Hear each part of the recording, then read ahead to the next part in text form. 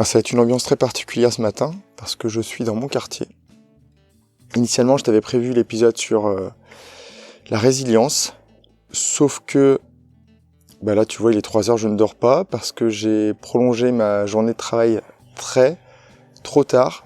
J'ai reçu beaucoup d'échanges par mail, donc de personnes qui rebondissaient sur les épisodes qu'ils venaient d'écouter, sur des questions, sur des demandes, des personnes qui avaient besoin d'une certaine assistance. Et donc voilà, et comme je sais que quand je travaille très tard, mon cerveau est en ébullition, surtout sur la création d'un épisode, et donc je n'arrive pas à dormir, donc voilà, c'est pas grave, c'est un des sujets que je dois traiter. Comme je dis souvent, personne n'est parfait, c'est en cours, mais c'est pas encore hyper efficace. Maintenant tu peux te dire, il fait ça pour combler parce que l'épisode n'est pas prêt. Et j'ai envie de te dire, au contraire, c'est génial si t'es sceptique par rapport à ce que je te dis. J'ai eu pas mal d'échanges avec des personnes qui m'écoutent, et souvent je reviens sur le fait que tu ne dois pas boire mes paroles. Tu dois les entendre, les écouter, et te faire ta propre idée. Je te parle de ma réalité, qui est sur beaucoup de points, je pense, convergente avec la tienne, mais qui ne l'est pas sur tous. Donc quand je te dis quelque chose, ça peut ne pas te parler, et tu peux dire, non, Sylvain, il a tort, et moi, ça me pose aucun problème, bien au contraire. Et je te conseille même d'avoir cette attitude. Alors, j'avais commencé par la 4 accords Toltec, qui est un livre pour moi vraiment hyper important, et il y a un 5e qui est sorti dernièrement, peut-être il y a 2-3 ans, je sais plus exactement, qui était qu'il faut être sceptique. Et je pense que c'est hyper important. Je vais prendre un exemple très concret. On est tous, plus ou moins, on baigne tous dans l'école en ce moment parce qu'on fait les cours de nos enfants. Peut-être que si t'es pas en âge d'avoir des enfants, tu peut-être contactes ta petite cousine avec qui tu parles de cours. Et par exemple, je vais te donner un exemple. Si jamais un jour le professeur te donne rendez-vous et te dit que ton enfant n'écoute pas, alors tu peux réagir avec colère. Ah, et pourquoi t'écoutes pas? Et qu'est-ce que tu fais? Et machin. Mais tu peux aussi te poser la question, est-ce que ce que le professeur lui dit est intéressant? Est-ce que ça vaut le coup qu'il l'écoute? Un autre point, encore une fois, en prenant un peu de hauteur, tu peux te dire, ok, donc peut-être que le professeur, ce qu'il dit est intéressant, partons de ce principe. Maintenant, est-ce que l'ambiance sonore de la classe lui permet à ton enfant de bien l'écouter ou de bien l'entendre?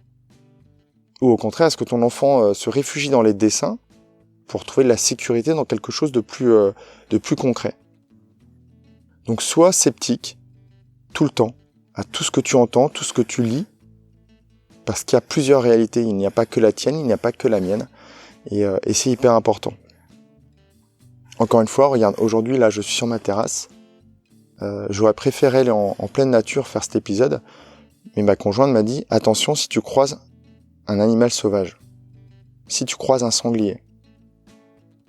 Si jamais aujourd'hui je croise un sanglier de 300 kg, avec mes 95 kg de muscles, ça va être très compliqué. Et juste quand je viens de te dire ça, mes 95 kg de muscles, tu t'es dit, waouh, j'avais vu la jaquette, il a dû faire du sport, il a dû faire des tractions, il a dû faire un paquet de choses. J'ai rien fait. Je fais pas 95 kg de muscles, je fais 75 kg de muscles, un petit peu. Sois sceptique. Et ça pourra ne être que profitable. Donc pour en revenir au sanglier, j'aurais pu me dire, ah là, ma conjointe elle est trop stressée, elle voit le danger partout. Sauf que, je sais pas si tu as vu l'actualité, mais en ce moment, en pleine Isère, il y a des combats d'aigles royaux en plein village. Dans l'Atlantique, il y a des fans qui se baignent. La nature reprend ses droits. Et si tu écoutes cet épisode dans 20 ans, il faudra peut-être que tu demandes à ton père ou à ta grand-mère pourquoi je parlais de ça, mais c'est très particulier et c'est plutôt génial. J'espère que tu as vu l'opportunité que l'on a dans ce confinement, dans la crise que l'on traverse. En tout cas, certains l'ont vu. Certains animaux se permettent des libertés qu'ils ne prenaient plus. Et ça, c'est vraiment fantastique. Donc, comme je te le disais, le sommeil, c'est un point que je vais travailler. Et il est possible que un des premiers épisodes interview que je fasse, ce soit sur le sujet. Il faut juste que je trouve la bonne personne. Donc, si jamais en écoutant cet épisode, tu as dans tes contacts une personne qui est très qualifiée sur le sommeil, et n'hésite pas à m'envoyer son email ou son numéro pour que je puisse contacter cette personne.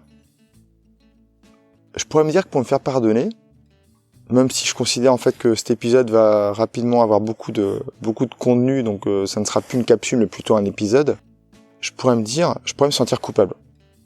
Je t'avais prévu un épisode plus théorique et me dire, mais c'est pas normal, tu lui as promis ça, poste l'épisode que t'avais promis.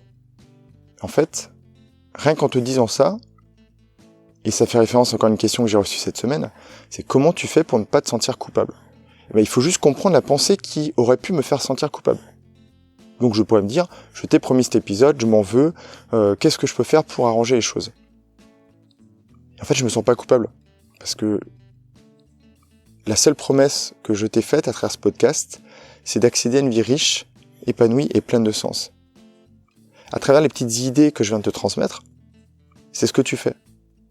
Oui, je devais te parler de la résilience, et ça va arriver parce que c'est un sujet qui est fondamental et vraiment indispensable. Tu verras, dans l'épisode, je parle même de vital. Parce que cette compétence à pouvoir rebondir suite à un choc est extrêmement importante. Et tu verras que dans l'épisode, tu vas comprendre ce que c'est, comment on le fait, et comment tu arriveras à le faire toi pour vivre beaucoup mieux ce qui pourra arriver dans les années futures. Donc pourquoi je te parle de ça ? Parce qu'au début, je me suis dit, je vais me sentir coupable. Et je vais leur proposer autre chose.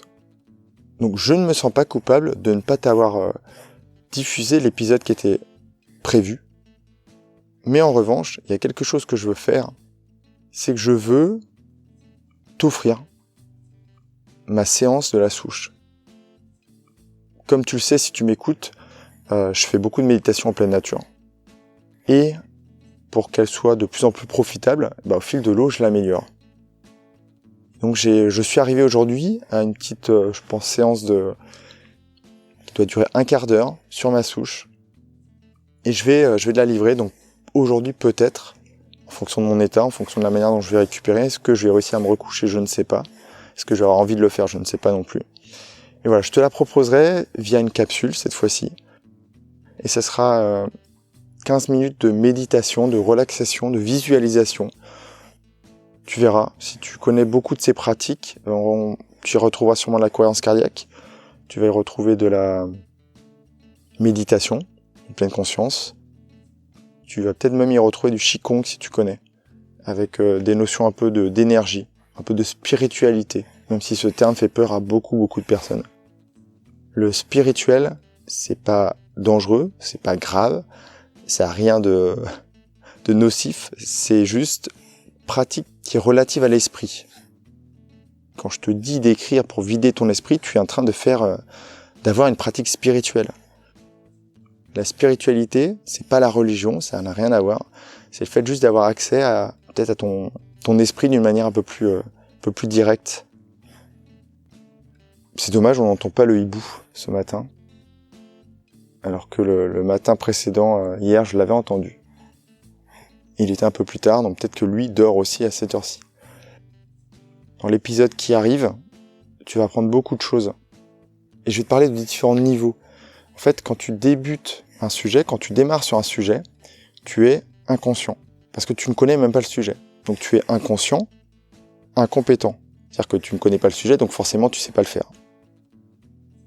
Puis, quand tu prends conscience, cette prise de conscience dont je parle souvent dans mes épisodes, tu deviens conscient, incompétent. Parce que tu sais ce que c'est, mais tu ne sais pas comment on le fait.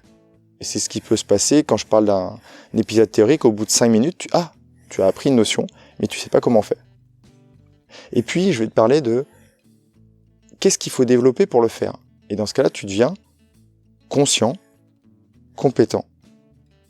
Et puis, quand tu auras fait les exercices, ou que tu auras suivi les formations que je te propose, tu ne deviens plus conscient, compétent, mais inconscient, compétent. La notion est intégrée. Tu ne t'en rappelles pas forcément. Mais par contre, tu pratiques. C'est comme la gratitude. La gratitude, c'est de repérer un bel arbre dans la nature. Ok, donc là, maintenant, tu es conscient. Donc, comment je fais pour repérer un bel arbre ? Eh bien, tout simplement, je passe devant cet arbre, je fais pause, et je regarde son branchage. Et là, tu deviens compétent.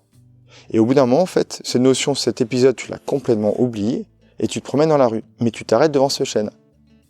Donc c'est inconscient et tu as la compétence. Et donc tu profites de cette pratique sans le savoir. Réserve ton énergie à ce qui te nourrit.